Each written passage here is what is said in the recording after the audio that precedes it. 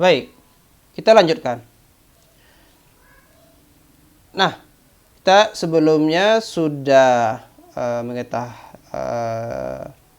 mengetahui rumus ini ya, teorema fundamental pertama kalkulus, bahwa kalau kita buat fungsi akumulasi ya, yang menghitung integral tentu dengan batas atasnya yang bisa berubah-ubah. Jadi batas atasnya sekarang menjadi sebuah variabel karena berubah-ubah. Kemudian kita ambil turunan terhadap fungsi akumulasi tersebut terhadap variabel batas atasnya ini. Maka tidak lain ini adalah fungsi yang sama dengan fungsi yang ada di dalam integral ya, atau integran ya, yang ada di dalam integral ini namanya integran. Baik, ini fungsi yang sama dengan yang di sini, dengan yang di dalam integral, hanya variabelnya saja yang berganti. Variabelnya saja yang berganti. Oke. Bagaimana kita menggunakan ini? Misal, kita tinjau contoh ini. Kita akan menghitung integral dari min 1 sampai 3 dari fungsi x pangkat 3 dx. Oke. Nah, dari teorema dasar kalkulus yang pertama, maka kita tahu bahwa kalau kita turunkan fungsi akumulasi tersebut, kita dapatkan S pangkat 3 ya. Artinya apa? Fungsi akumulasi ya, fungsi akumulasi ini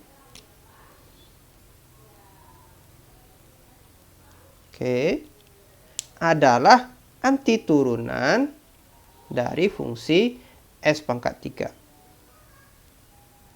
Adalah antiturunan. Dengan demikian, kita bisa tuliskan ya, bahwa integral S pangkat 3 ds adalah, karena dia adalah antiturunan, adalah fungsi akumulasi ditambah C ya. Nah, kemudian kita bisa menghitung ya, di kuliah sebelumnya kita juga sudah tahu bahwa integral S pangkat 3 ds ini bisa dihitung ya, dengan ya, karena kita tahu bahwa S pangkat 4/4 adalah kalau kita turunkan dia menghasilkan S pangkat 3. Jadi S pangkat 4/4 ditambah C juga antiturunan dari S pangkat 3. Oke. Nah, akibatnya apa? S pangkat 4/4 dikurang fungsi akumulasi kita. Selisih mereka berdua haruslah konstan. Oke, selisih mereka berdua haruslah konstan. Oke.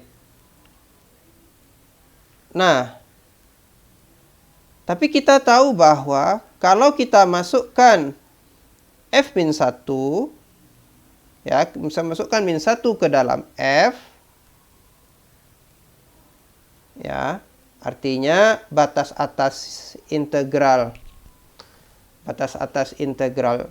ini dan batas bawahnya sekarang sama ya.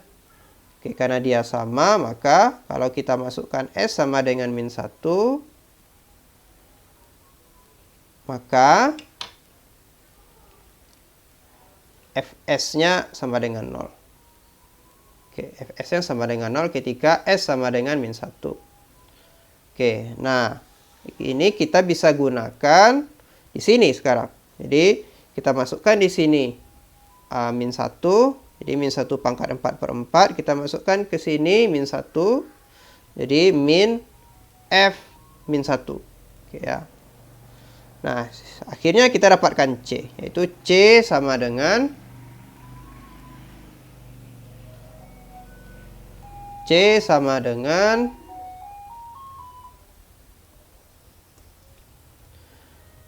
min 1 pangkat 4/4 dikurang 0 ya. Berarti 0-nya bisa kita tutup saja. Oke, nah kita lanjutkan. Oke, jadi fungsi akumulasi kita sekarang bisa dihitung dengan mudah ya. Karena C-nya sekarang kita sudah tahu. Maka fungsi akumulasi kita adalah ya tadi yang kita hitungkan ini ya, min 1 integral dari min 1 sampai S x pangkat 3 dx. Fungsi akumulasinya yaitu S pangkat 4/4 dikurang C ya, S pangkat 4/4 dikurang C, C-nya kita sudah tahu. Nah, sehingga kalau kita menghitung integral min 1 sampai 3 x pangkat 3 dx, ya ini tinggal kita masukkan saja F3 ya.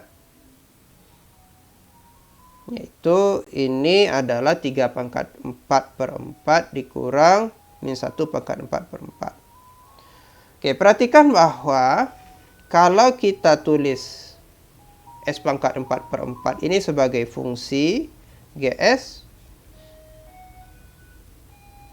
oke, maka ya integral tentu ini bisa dihitung sebagai G3 kurang G min 1 ya. Jadi C yang tadi itu ternyata C yang ini ya, atau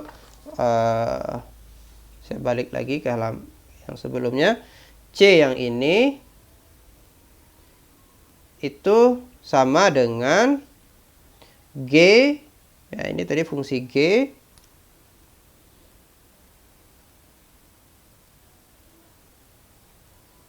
ketika kita masukkan S-nya di min 1 ya. Apa itu min 1? Batas bawah. Batas bawah dari integral kita. Oke, jadi secara cepat ya, atau kesimpulannya bahwa integral ini bisa dihitung dengan mencari antiturunan dari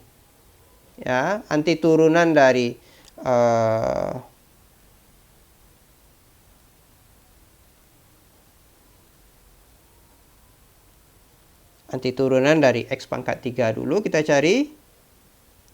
Kemudian kalau kita sudah dapatkan antiturunannya, kita tinggal hitung G di batas atas dikurang G di batas bawah.